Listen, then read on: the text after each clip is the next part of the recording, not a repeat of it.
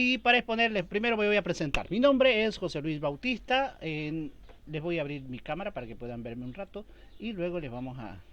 Bien, mi profesión es analista de sistemas. Bien, tengo una especialidad en la ciencia de datos, en el manejo de ciencia de datos. Es como mi esposa me dice, vos sos científico de datos, me dice, es cierto. Pero sobre todo lo que más me encanta es la enseñanza de las ciencias de la computación.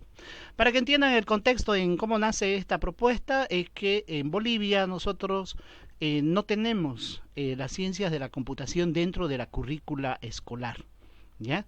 Ni en primaria, ni en secundaria, y peor en inicial, que en México me parece que se conoce como preescolar. Entonces, enseñar computación, eso solo se da en colegios particulares en Bolivia. ¿Ya? ¿Y cómo es que nace mi propuesta? Hace unos años, mientras yo estaba haciendo un trabajo de investigación para una especialidad, eh, vi que nos falta, ya nos falta mucho, cómo enseñar, cómo enfocar y cómo enfrentar la enseñanza de las ciencias de la computación con los niños, sobre todo con los niños y los jóvenes también. Bien, ya había hecho yo un trabajo de investigación sobre el contenido, sobre lo que es el marco común de competencias digitales, que eso está en Europa, ¿no? Hay un marco común para todas las áreas profesionales. Hay un marco común de competencias digitales para los docentes. Y ahora con esto de la pandemia nos han lanzado, ¿no? Nos han empujado a la enseñanza en línea, así de pronto, y todos los docentes, ¿no? Acá en Bolivia y en toda Latinoamérica, hemos tenido que enfrentar un aspecto que no conocíamos. ¿No? Si algunos tal vez conocíamos cómo era el Classroom, porque yo lo manejaba hace 3 años ya el Classroom, pero el contexto en el que se desenvuelve la enseñanza en línea es muy diferente a la enseñanza presencial. Entonces teníamos dos problemas. Uno, la tecnología, y otro, el contexto. No está nuestro estudiante a nuestro lado, está detrás del monitor. Entonces, yo ya tenía un planteamiento de cómo enseñar las ciencias de computación y encontré a algunos colegas que tienen que ver con el movimiento Maker, ¿no? Y hemos planteado crear una comunidad, pero crear una comunidad para construir, no una comunidad en la que solo recibamos información, sino una comunidad en la que tenemos que crear una propuesta. En Europa ya existe un marco común de competencias digitales, docentes, y también los niños y jóvenes tienen competencias digitales. Hasta cierta edad tienen que cumplir con ciertas competencias digitales. También existen muchos pedagogos, ¿ya? O teóricos que ya hablan sobre el pensamiento computacional, sobre el machine learning, y solo voy a hablar de mi país. Bolivia está quedando atrás de eso. Bien, ha habido una reforma educativa hace unos años, ¿no? La ley Avelino Cignani, y no habla sobre la tecnología. Rescatamos conocimientos ancestrales, pero nos olvidamos de la tecnología. No tiene una cápite donde se hable sobre cómo vamos a enfrentar la tecnología, el conocimiento, las ciencias de la computación. Y eso es retroceder años luz. Entonces necesitamos personas que estén motivadas para presentar un currículo acorde a cómo la tecnología y las ciencias de la computación se están desarrollando. Y las ciencias de la computación se desarrollan abismalmente, a la velocidad de la luz. Bien, mientras nosotros estamos aprendiendo cómo manejar el Classroom, ya la computadora cuántica ya está aquí atrás a la vuelta de la esquina. Mientras nosotros estamos aprendiendo, enseñándole ofimática a nuestros estudiantes en secundaria, el machine learning ya es un concepto que se maneja en todo el mundo, ¿no? Entonces, va a ser difícil que nos pongamos al nivel de todo el conocimiento del mundo, pero tenemos que cambiar nuestro enfoque. Y de eso se trata esta conferencia. Bien, yo les voy a proponer una manera en cómo vamos a enfrentar las ciencias de la computación y ustedes van a compartir. Y ustedes también van a crear junto con nosotros, si ustedes quieren formar parte de una comunidad. Bien, y de eso se trata esta conferencia.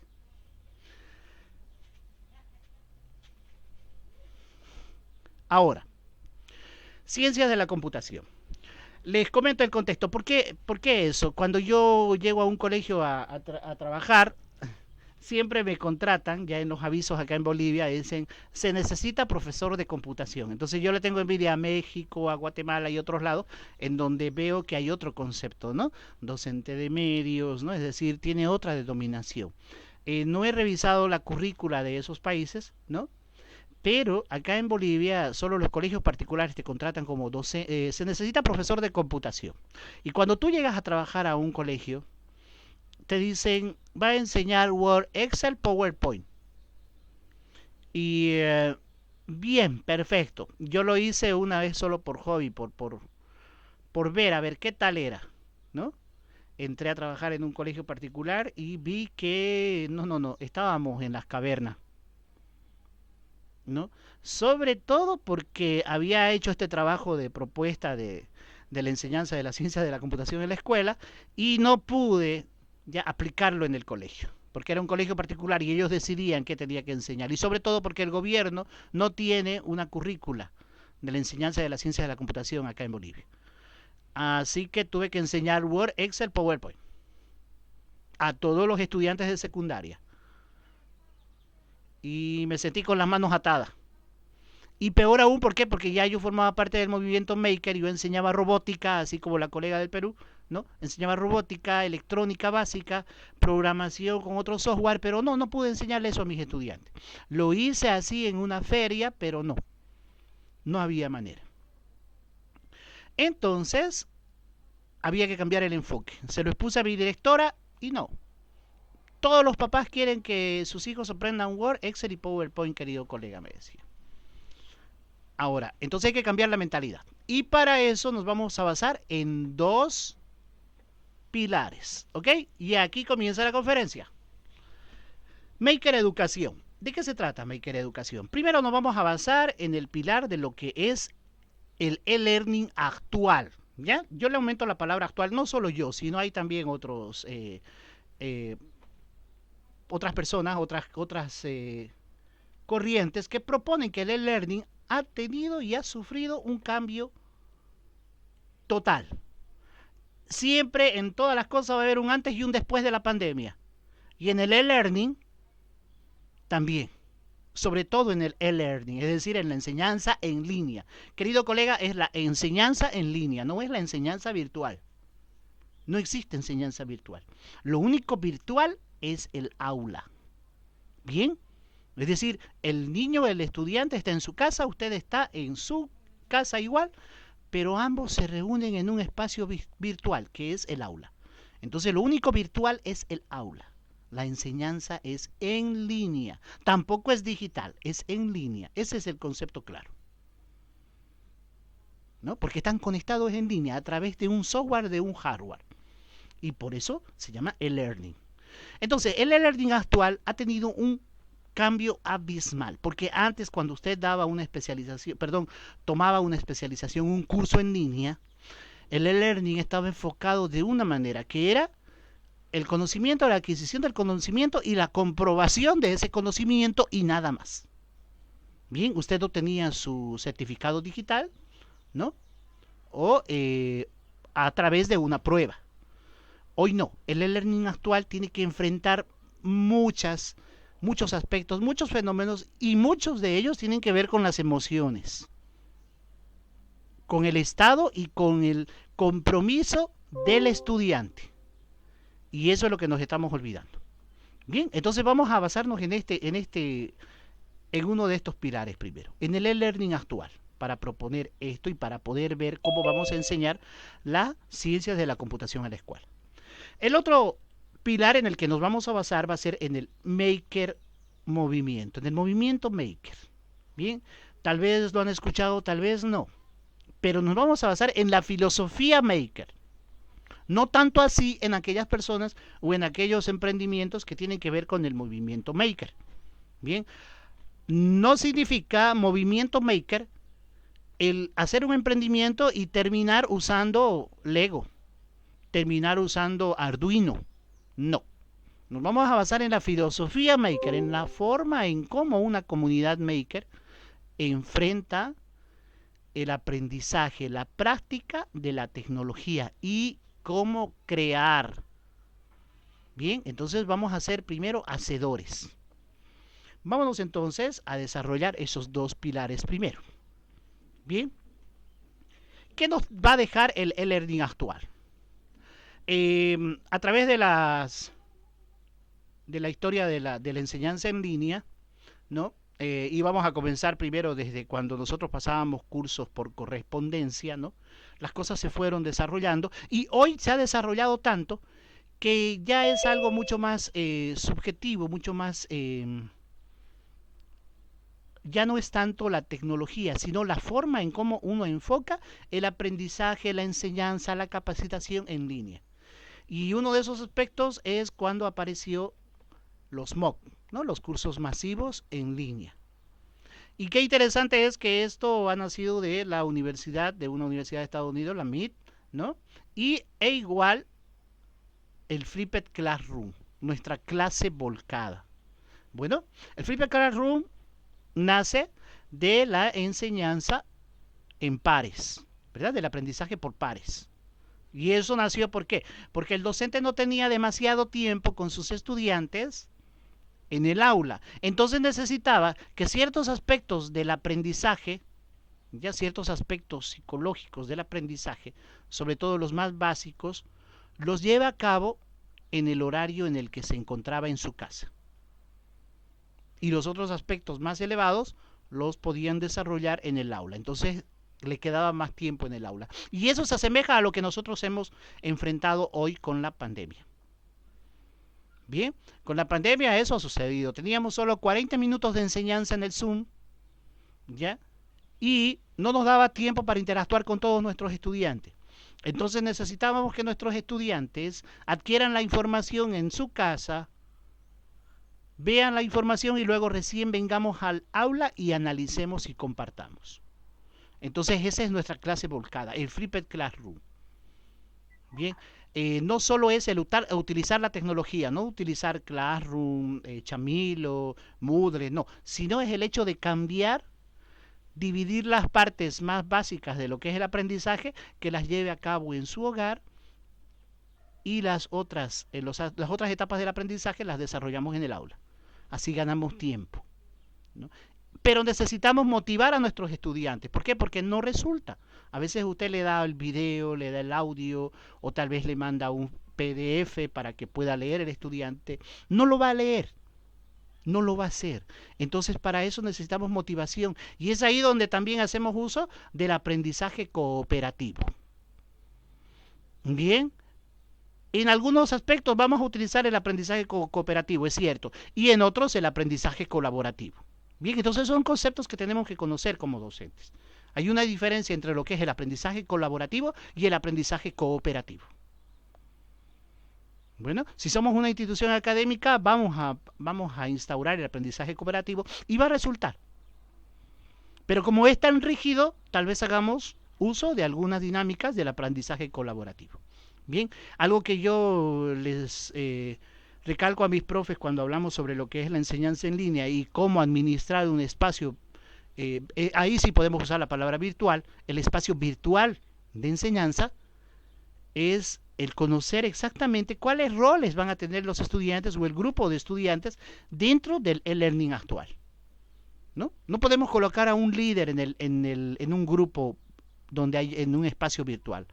Cada uno tiene que tener un rol diferente. Va a haber un motivador, va a haber alguien que inste a la colaboración. Entonces, esos conceptos y esa teoría del aprendizaje cooperativo nos va a servir, nos va a dar más tela para cortar en el e-learning actual, ¿no? Y el aprendizaje colaborativo también. Por supuesto, claro, que él no va a ser tan rígido y vamos a tener que utilizarlo. ¿Qué me sucedió a mí como anécdota? Mis estudiantes no me estaban participando. Yo conocía las teorías, los conceptos, ¿no? Porque he investigado, realizo ensayos, pero de nada sirve si no haces uso de otras metodologías. Y el visual thinking fue algo que me salvó. ¿Ya? No necesitas que el estudiante sepa dibujar. Un visual thinking es simplemente una imagen enriquecida. Y se asemeja a lo que yo siempre les decía a mis estudiantes. Está bien que utilicen, es cierto, mapas conceptuales, ¿no? Estas otras herramientas que son estándar. Pero el visual thinking es algo que no es nuevo, pero que pocos utilizamos. Y muchas veces somos tan rígidos que le decimos a nuestro estudiante que tiene que hacer sí o sí un mapa conceptual. Pero algo que yo les decía a mis estudiantes siempre era, no, la teoría y el conocimiento tiene que estar en su cerebro. En su cuaderno quiero dibujos. Entonces investigábamos algún tema de lo que es la ciencia de la computación, grooming, no sé, la computadora cuántica, y yo no les pedía que me hagan y me llenen teoría en su cuaderno, no. Les pedía que me hagan un dibujo enriquecido, que me hagan símbolos, figuras, que representen el conocimiento que acaba de adquirir. ¿No? Conocía sobre el visual thinking, pero al investigar mucho más sobre la teoría, entendía que en algunas cosas estaba fallando. Pero de eso se trata, de ensayo y error. Y eso es lo que empuja el movimiento maker. Ahorita vamos a ir por allá. Otro de los aspectos, después de que conocemos el visual thinking, en el e-learning actual va a ser el design thinking, es decir, crear, pero con creatividad. Y esto va a estar un poquito alejado de lo que es el aprendizaje cooperativo y mucho más alejado de lo que es la enseñanza estándar, la enseñanza que hasta hoy utilizamos, en donde nosotros le decimos al niño cuánto tiempo va a realizar una tarea, qué resultados quiero que tenga, ¿no? Y además le damos un formato de documento para que nos presente el informe. Y el design thinking no es eso. Ahí se trata de ensayo-error, de conocer, de crear, de idealizar, de romper los esquemas. Y ahí están los conceptos que tienen que ver con el design thinking. Bueno, esta conferencia no se trata de ahondar en cada uno de esos aspectos, pero sí se trata de conocerlos si es que no los conocemos todavía. Entonces necesitamos, uno, de lo que nos está dejando el e-learning actual y cómo tenemos nosotros que enfrentarlo. Bien, queridos colegas, entonces esto solo es un resumen. Hay muchos otros aspectos, muchas otras instancias que nos han dejado y nos están dejando el e-learning actual. Y algo que no he colocado acá en esta diapositiva son los badges digitales, las insignias, la gamificación. Y eso es importante también. ¿Por qué? Porque como necesitamos que nuestros estudiantes se motiven, porque no están a nuestro lado, porque usted no puede acercarse a su escritorio, a su pupitre y decirles, ¿estás haciendo? Muéstrame cómo anda tu trabajo, ¿no? ¿Quieres que lo vea? Lo voy a corregir. Entonces necesitamos motivar y los badges, las insignias digitales, nos ayudan a motivar a los estudiantes. Es parte de la gamificación y eso también tendría que estar acá. Bien, la gamificación. Bueno, esa es una pequeña presentación del primer pilar en el que nos vamos a avanzar para enseñar las ciencias de la computación en la escuela. Ahora vamos al segundo, al movimiento maker. ¿Por qué? Porque para enseñar ciencias de la computación necesitamos que el estudiante tenga libre albedrío y además cree nuevo conocimiento. En la reforma educativa acá en Bolivia se habla sobre rescatar conocimientos ancestrales. En este caso se asemeja en algo, pero aquí se trata de crear conocimiento y de compartirlo y de reinventar. El movimiento maker es una tendencia, es una filosofía que nació hace unos buenos años y nos está dejando muy buenas iniciativas, nos está dejando, sobre todo, está llenando un vacío que va a ayudar a muchos países y sobre todo a nosotros, a los países latinoamericanos. Bien, ¿por qué? Porque necesitamos, uno, formar parte de otros eslabones de la cadena de valor. No sé si conocen el concepto de la cadena de valor, ¿no? Entonces, ejemplo, Bolivia solo se dedica a repartir materia prima, pero no formamos parte de otro eslabón de la cadena de valor global. Necesitamos que existan jóvenes, niños, que de aquí a poco sean creadores. Necesitamos que la industria en nuestros países crezca.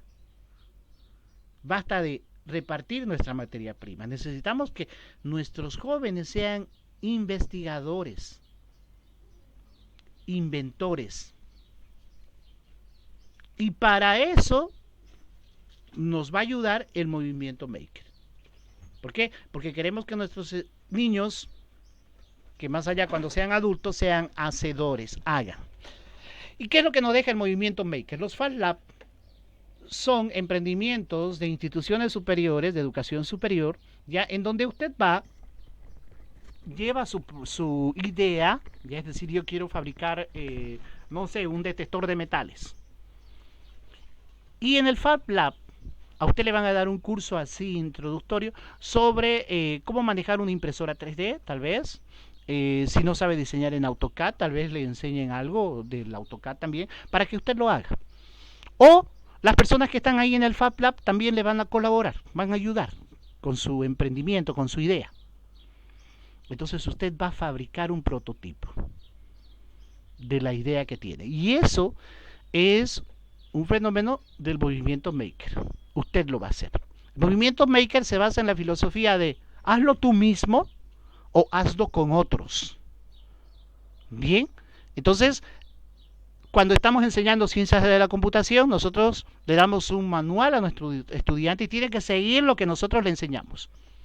Y apuesto que la mayoría, cuando enseñamos ciencias de la computación, estamos enseñando ofimática o programación.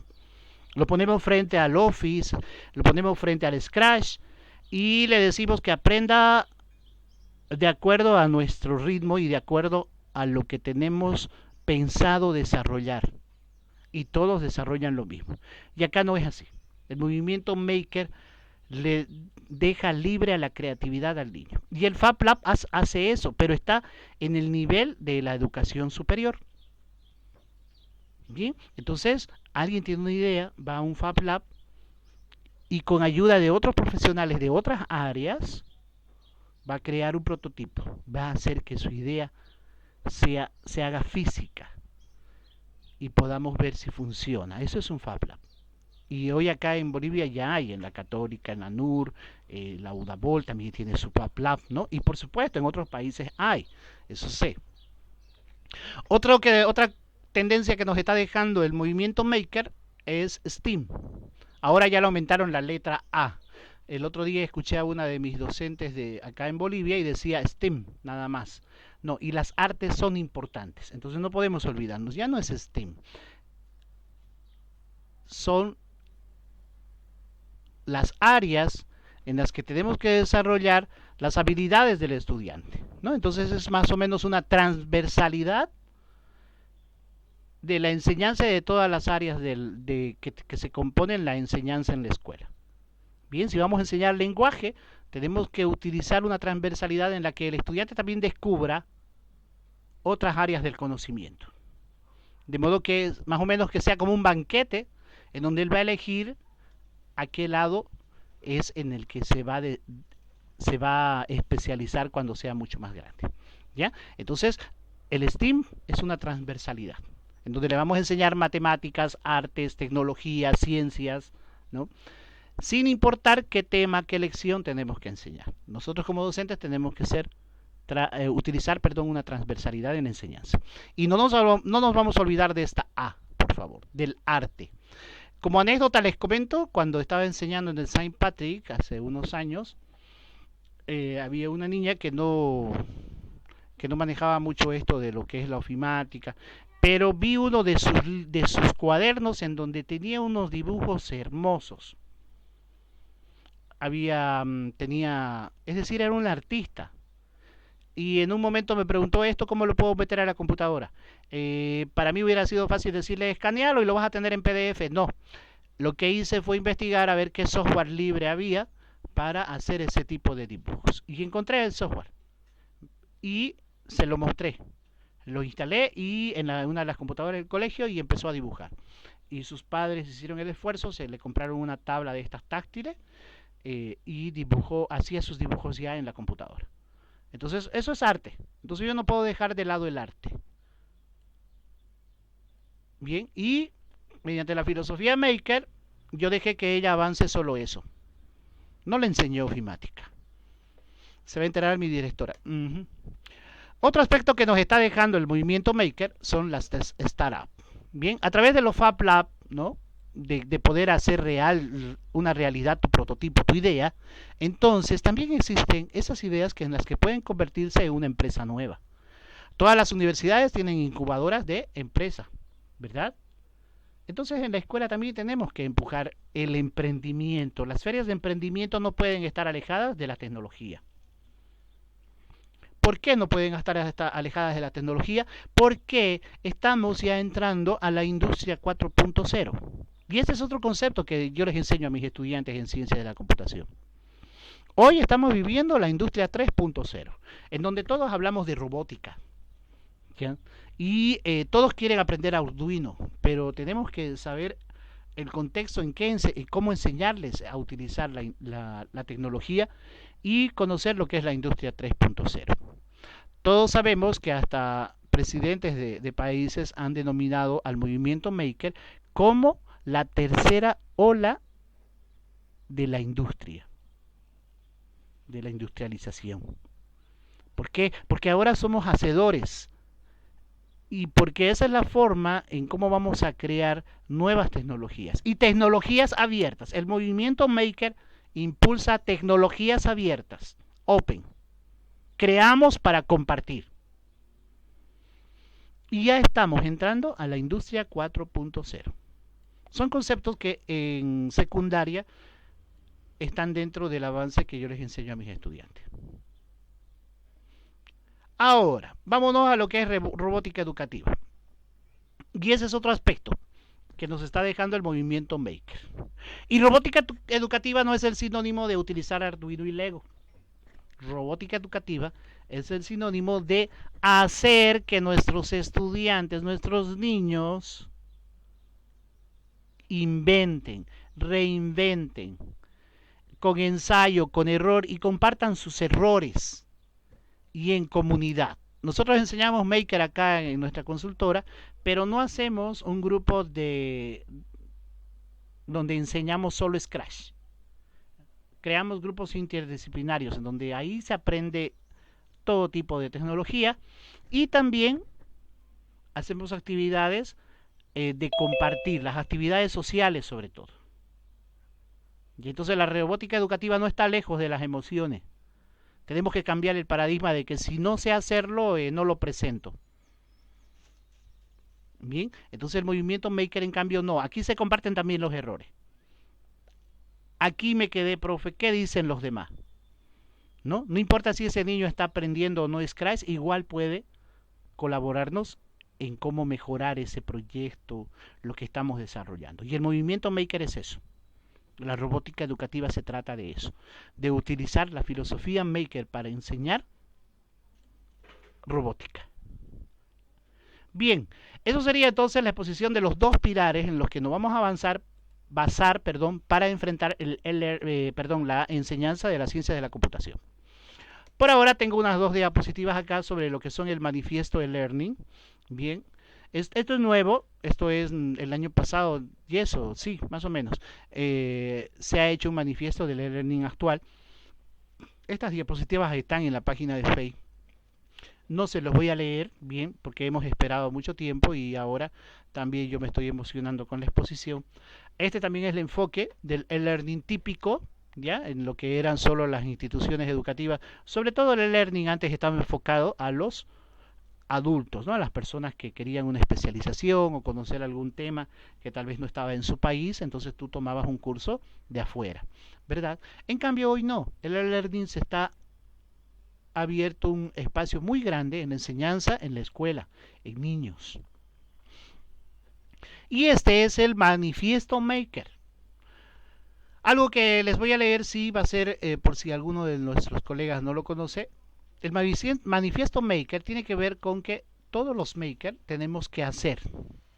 Tenemos que ser hacedores. Como les dije, hacerlo tú mismo o hacerlo con otros. Es válido. Y luego compartir. Y de lo que sabes, dar y ofrecer. Y si no sabes algo, vamos a aprender y lo hacemos juntos. Ese es el movimiento Maker. Vámonos a la otra diapositiva. Y para eso, para poder hacer, para poder compartir, tienes que equiparte. Tienes que tener tus herramientas. ¿Y qué tipo de herramientas va a tener el movimiento Maker? Licencia libre. Es cierto, utilizamos algunos software de pago, pero esas industrias que son de pago también cumplen con esa filosofía. Y ahí está el Tinkercad, ¿no? El Tinkercad es una versión gratuita y además empuja y descubre los aspectos de un ingeniero en un niño. Entonces usamos el Tinkercad.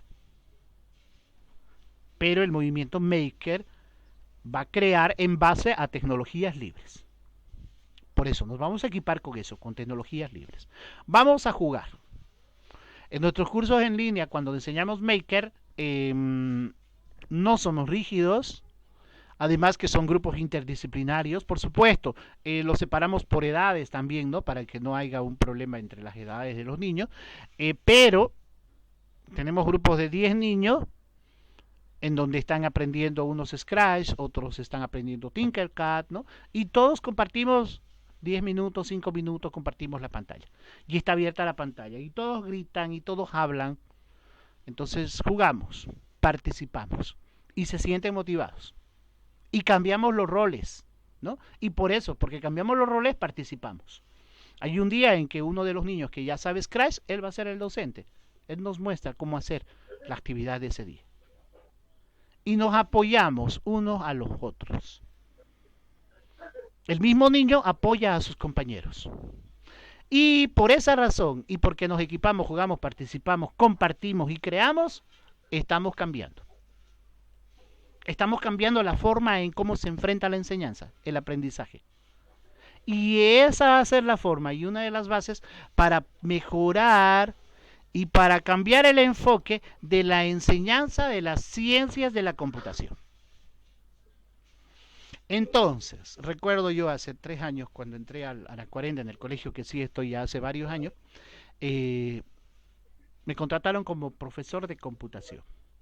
Y cuando yo me presenté ante todos los docentes, como ya estaba fogueado y en otros colegios, yo les dije, buenas tardes, yo soy docente, pero yo enseño ciencias de la computación. No enseño computación, enseño las ciencias de la computación.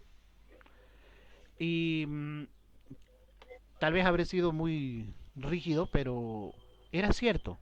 Yo enseño ciencias de la computación. Esa es mi propuesta. Eso fue lo que yo propuse cuando hice una especialidad en línea. ¿Y qué es lo primero que enseño? La identidad en línea, con todos, sean niños o adultos, a mis profes igual, cuando damos los cursos de capacitación, en todos los cursos, sea Chamilo, Moodle, Classroom, aplicaciones de Google, lo primero que hablamos es de la identidad en línea. Entonces nosotros como docentes de ciencias de la computación vamos a enfocarnos mucho y darle una gran importancia a la identidad en línea. Entonces cuando usted tenga que enfrentar la enseñanza de la computación, no va a enseñar solo ofimática, tiene que hablar sobre identidad en línea. No sé si se les ha ocurrido, pero su niño ha entrado al Classroom y al mes le ha dicho, lo perdí mi correo. Ahora voy a entrar al Classroom con el correo de mi hermana. Entonces eso no está bien.